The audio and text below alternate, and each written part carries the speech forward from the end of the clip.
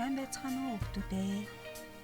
Энэ удаад бүгдээрээ Тэ Галсангийн өвөө эмээдээ залгаарай хэмээх шүлгийг хамтдаа уншиж цээжилж тогтоё.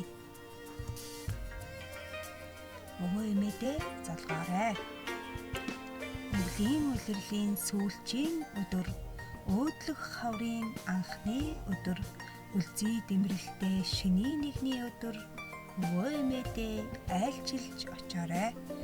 Та амархан сайн байна уу гэд тохойг нь түшин залгаарай.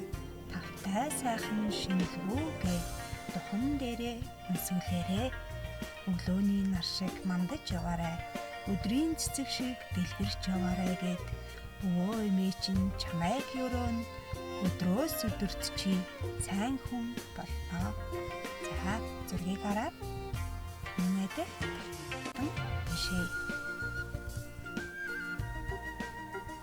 Өвлийн улирлын сүүлчийн өдөр, өөдлөх хаврын анхны өдөр,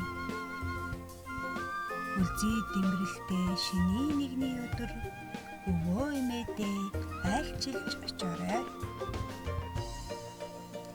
Та амархан сайн байна уу гэд тохойг нь түшин залгаарай. Тавтай сайхан шинэлвүү гэд духан дээрээ өнсүүлээрэй. Өглөөний нар шиг мандаж яваарай. Өдрийн цэцэг шиг дэлгэрч яваарай гэд